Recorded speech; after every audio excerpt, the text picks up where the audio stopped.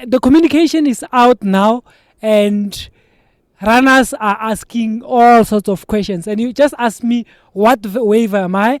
And Group 1 is starting at 5:45 and Group 2 is starting at 6. A and Group 1 will be, as is tradition, contenders, and the elites will be in Batch A, and then B down to J is based on time, qualifying times. Group 1 will move, although the waves are divided into 1,500 runners. Some will have 1,002, but they will be moving staggered like that until Group 1 is cleared, and then you find the rest of Group 2 approaching, and then they also then move according to their waves. Or you need to limit the numbers. Now we need to weigh that up. Do we say that we can't allow more people to run? This board has decided, and will make firm decisions, but we want to give as many people as possible the opportunity to run this iconic race, particularly the 100th running of it in 2027. We have technology that will just make sure that those at the finish, and unfortunately you will run the 90 kilometers and then only get disqualified at the finish, and you don't want to do that. So guys, do the right thing, and just, if you are on B, be on B, C. Because we're going to be very strict this year. So if you arrive late for your batch within Group 1, you are not going to be allocated to the front of Group 2. You are going to be allocated right at the back of Group 2. Emphasize the usage of the email address, the website. If you are unsure about anything, send an email, a query to info@comrades.com. The office will gladly assist you.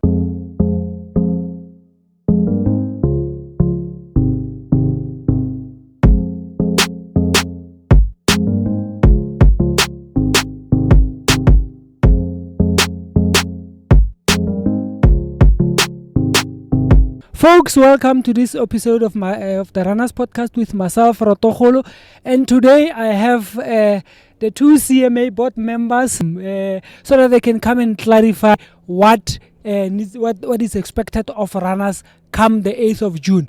And like, subscribe, comment, and without further waste of time, I welcome. They are CMA board members. Let them introduce themselves for me. I know their names, but I've got Baby Chair. Hello, Baby Chair. Hello, Rotokolo. How are you? My name is Brenda Marolene. Who doesn't know Baby Chair? And I am with my colleague here, Carol Nolter. Carol, just so that the viewers can hear your voice first time. Thank you very much. It's Carl here, and it's a great privilege to be here. Thanks for the opportunity. But the communication is out now, and runners are asking all sorts of questions. And you just asked me, what wave am I? I'm on the batch 1, but I think J is the last batch, if I'm not mistaken. What are the two batches, and how are runners going to be starting, and so forth? Let me start with you, Carol. Thank you very much. So we've got two groups, Groups 1 and 2. And Group 1 is starting at 5:45 and Group 2 is starting at 6.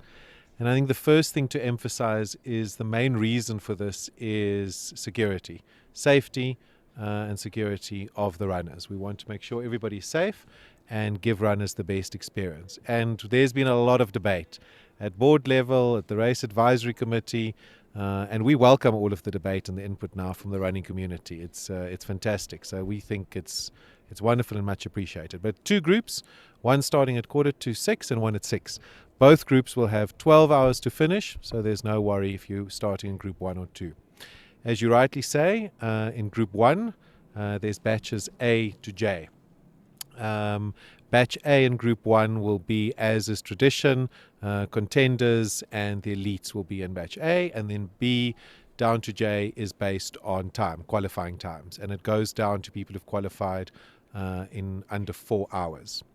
Group 2 the first batch is K. That's a small little batch, which is Louis Massain, our runner that's going for his 50th Comrades, and he's running with a couple of friends and family members.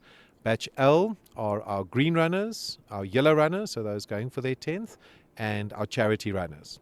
And then batches M through to S is the rest of the field.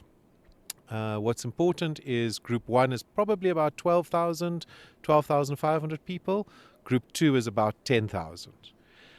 And then to mention also that we've got the people who've qualified between 4 hours and 4.5 hours. And they have been split at the back of Group 1 and at the front of Group 2.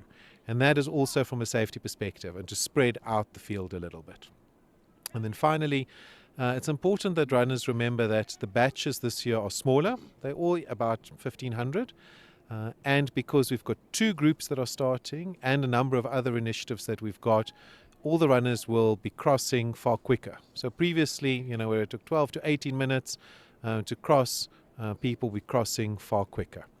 And the board, apart from the safety issue, we want as many runners who have qualified to finish. And I'm going to hand over to my colleague Brenda here, because we know Baby Chair, she wants people to finish. And that is our goal and our aim this year.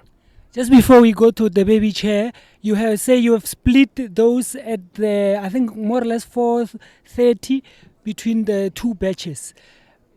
Can you explain maybe how you, or elaborate a little bit further as to how did you decide on saying this one is going to batch A, this one is going to be batch B? And then just a follow-up to that is that after you have decided, because I hear you say the first people on the batch, on the first batch will be at the back end of Group 1. And then how are those that were cut from, that have qualified with the same time as these ones going to be positions? Are they going to be maybe the second, the third batch on the second batch? Cool. So maybe also worth reminding people how we've arrived at this decision. The board has chosen this year very consciously to rely on advice and input from the Race Advisory Committee. And we've got the technically the strongest advisory committee we believe that we've had in years, if not ever. So these are people with a lot of race experience. They've all run numerous Comrades and other races. These are people who've got international experience. These are people who've organized races. And so it's not a board decision. It's not made lightly, and there's been robust debate and looking at various options. So taking best practice into account, and again, for the safety and security and for a runner experience, that was why we split the groups. We ended up with a situation in that group, as you correctly say, the 4-hour to 4:30 qualification, that we needed to, based on advice from the RAC, allocate them into Group 1 and Group 2.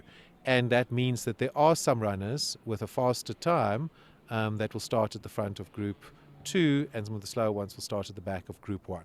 But because everybody's going to be crossing quicker, we think it's the fairest way. Again, we are going to be using data far more than we ever have in the past. And we will look at what we do going forward. Maybe we'll have one start, maybe we'll have many more groups in future.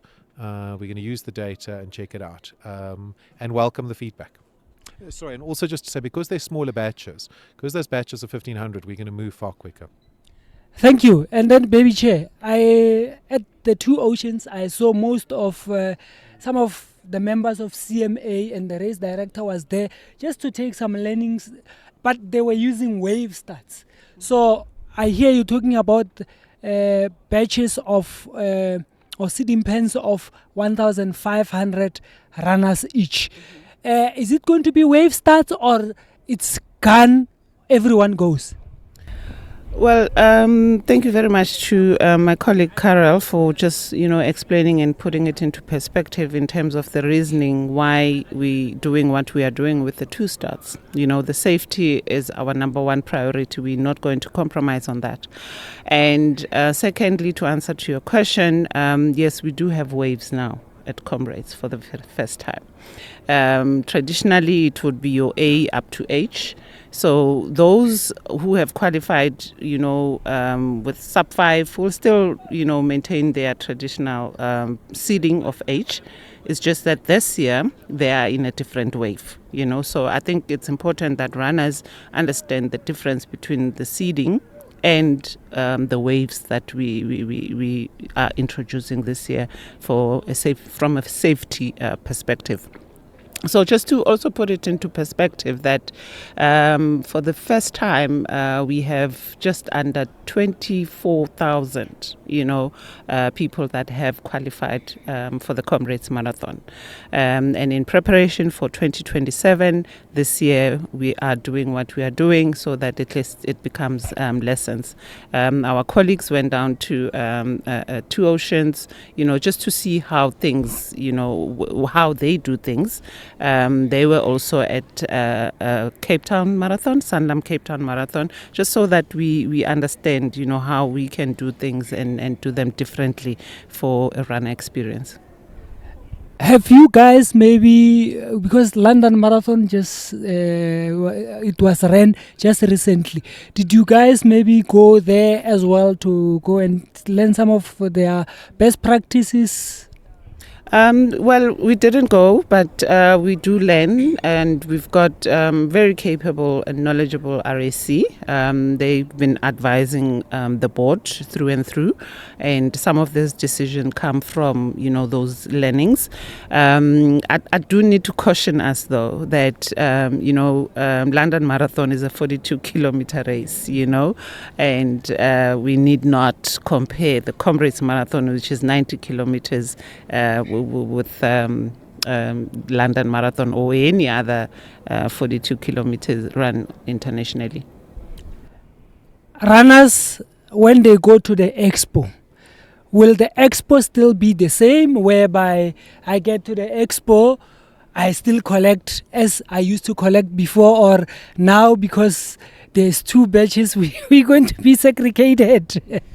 So the Expo is not going to be the same. It's going to be even better than it was in the past. So our sponsors have come to the party, and there's lots of amazing activations. There's also worth mentioning that members for the first time will have a dedicated registration area. So it's worthwhile even more so to become a member of the Comrades. But there's one registration area, and you will go and get registered whether you're in Group 1 or Group 2.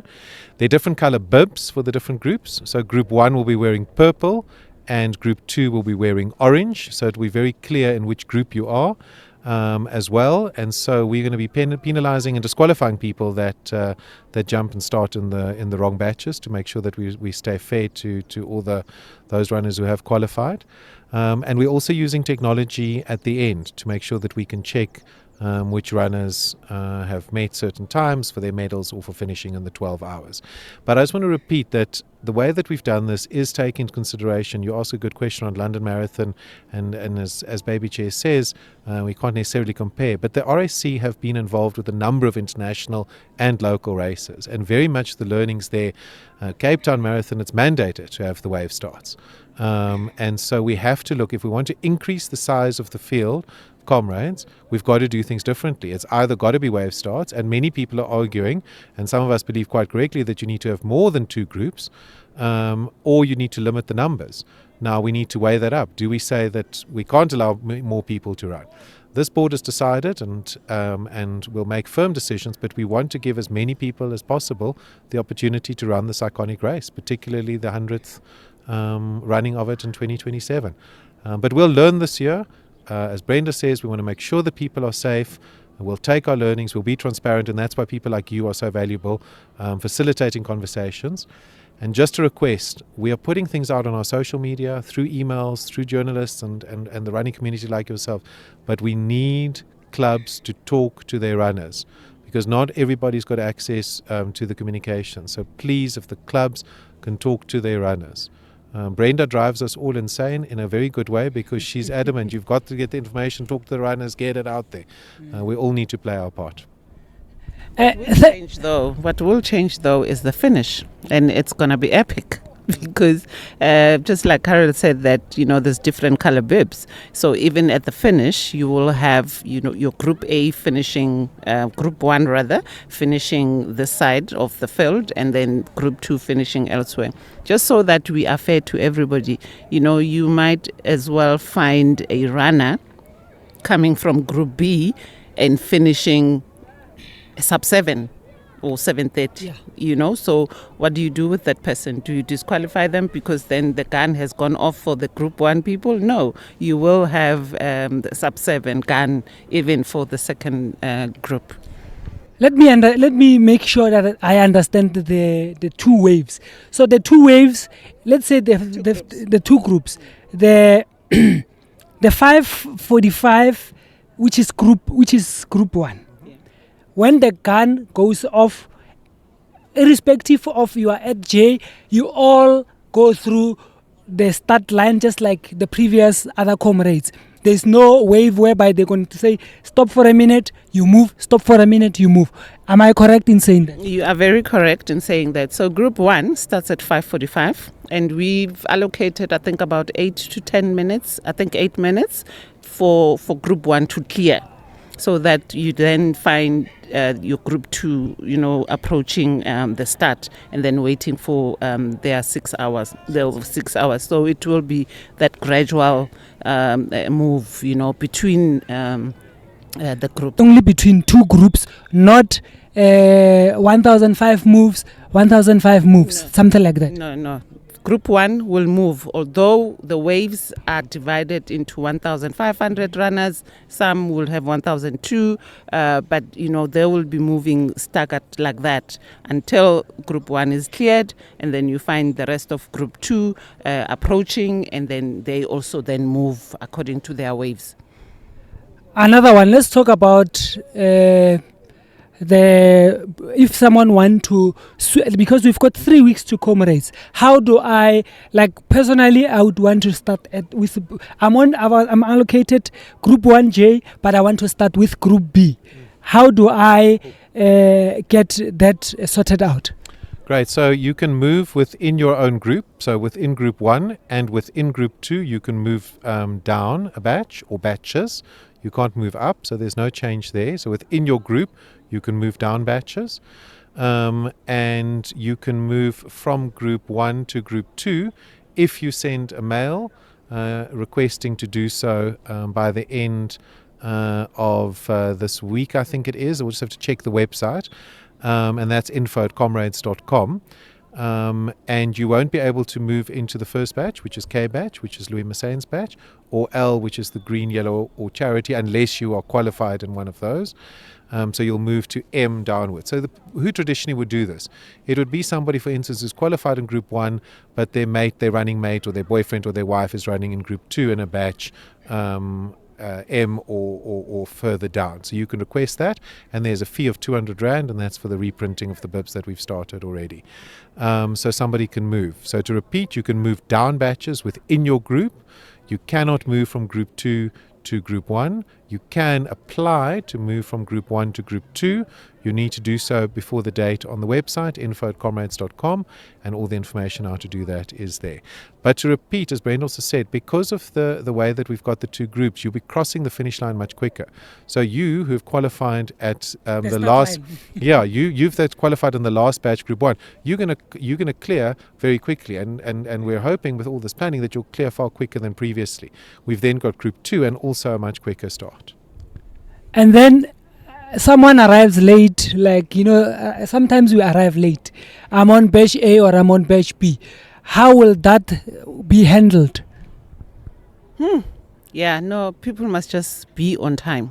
If you are allocated to be in group 1, B wave, make sure you are there on time to have a 5:45 start.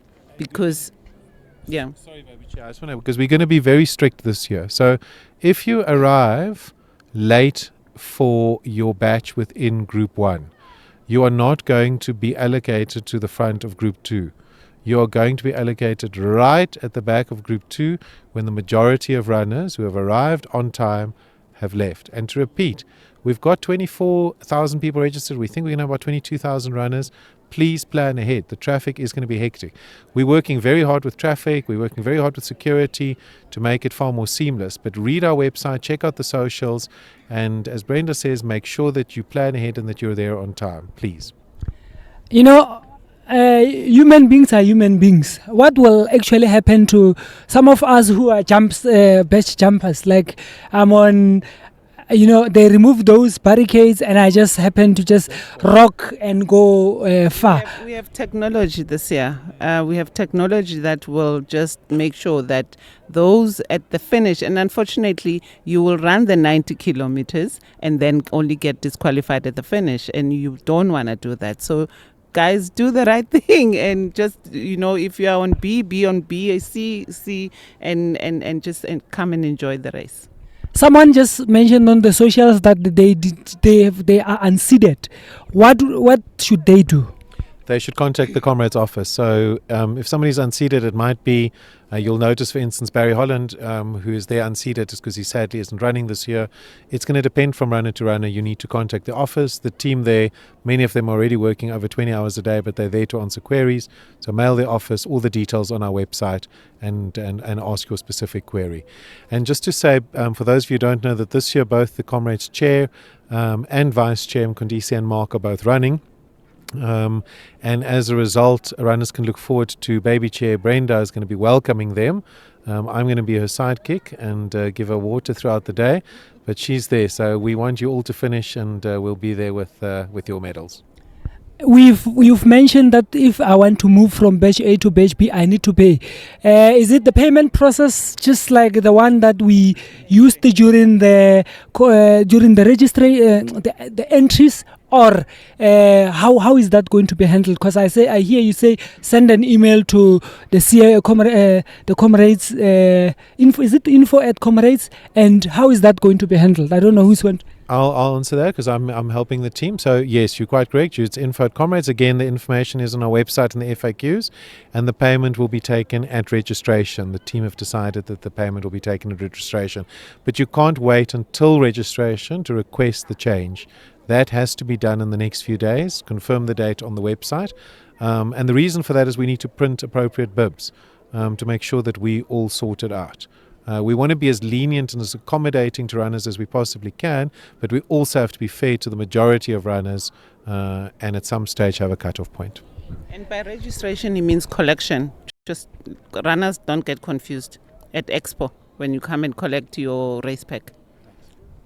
Thank you for that. And then let's just go back a little bit because, some of these questions pop up as we are having a conversation. What happens to those of us, let's say I qualified with 425, I was running with someone who qualified for 425, and they feel they were done wrongly by being put in B batch instead of A batch because I'm on A batch, or it's a husband and wife. Do they still need to pay, or is there any sort of way that this can be changed? I would really emphasize the usage of the email address, the website. If you are unsure about anything, send an email, a query to info@comrades.com. The office will gladly assist you because situations are different from runner to runner, so we can't just use a blanket approach in responding to that. So yeah. Carol? Thank you. And what I want to say, I'm not a fast runner like you. And so I've also been challenging some of my colleagues on the board because many of them, they've either run 49 Comrades or they run super fast like the chair. The majority of us are like me. Put one foot front of yourself in the day. Put your head down and run. Let's focus on the important things here and not get caught up. Let's enjoy this most iconic and fantastic race. If you're not going to end up running with your running mate, you'll make lots of new friends and people along the road, and you'll have the best time out. And most importantly, how do the Comrades runners check their badges on the wherever they need to check, be it on the website? How do they go about doing that? You just go onto the website and you search your name, you click on your name, and you'll get sort of like a certificate that said you are qualified and your badge is this, your group is this, and your wave is this. As simple as that. Are you satisfied with the answer, or you want to say something? I'm very satisfied with that answer. As I said, I always listen to Baby Chair, but I was wanting to say you need to stay healthy and all the runners out there. That's the thing now. 3 weeks to go, Make sure you don't injure yourself. Stay away from sick people, and make sure you're ready to have fun on the day. And most of the CMA board members have met them during the CMA board when they were voted in. Please tell us who is at the AGM, who is running, where should especially on the race day, and even on the expo, where can we expect to meet you guys? Because some of runners want to meet you, take a picture with you, and just celebrate that at least they were involved when this sport was voted in. He's the celebrity. No, I was just saying the easiest one to spot is Baby Chair, because she's always branded Comrades more than anybody, so that'll be easy. But as I said, we've got our chair Mkundisi running. I don't know, Brenda, what's his time going to be? That man is so fast. I'm worried he's going to. And the training's going well. So Mkundisi is going to be right up front there, shower and be changed and ready to fire that last gun. Mark as the vice chair, I think he's going to go PB. So and his training is going really well also. We've got Lene, who is our chair of the finance committee. She's super strong. Silver in the bag. I think a done deal. She's You're talking for the runners. She will talk for the non-runners. And Brenda and I actually have got it easy this year because I said, talk for them. And who else on the board? We've got Alan, who is not running. He's the chair of the RAC, but he is seconding his daughters. His one daughter is running for the second time and the other one for the first time. So that man's very stressed already. As we all know, it's much easier to run than it is to second. How can you forget Nondi Tuko? Wait, we're coming. I'm leaving. And then we've got, I'm just trying to think if there's anybody else. Barry is not. Isaac, absolutely, from my Heritage Committee, long-standing board member. I think Isaac has done well over a dozen. So Isaac is out there running. Yeah, I think so as well. So we've got Isaac.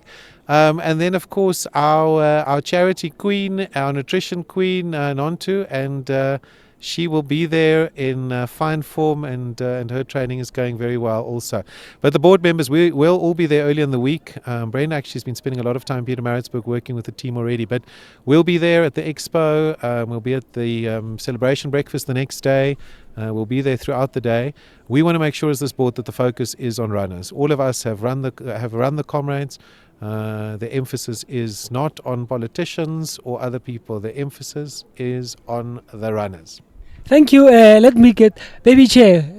Who's not running? Where can we expect to see them during the race day, especially on the race day, but then even on the collection? Rory is definitely not running, and he's our chief of security, and he is the brains behind, all these changes for runners to be safe. So he's not running. I'm definitely not running. You'll find me at the start. I will be at the start, bright and early. But also at the finish. And Nontu is also not running this year. She's taken a break. She will also be at the finish. Oh, wow. She didn't tell me. I thought we are friends. Oh, wow. Now I'm telling you. It's girls talk. Yeah, exactly. And Alan is also not running.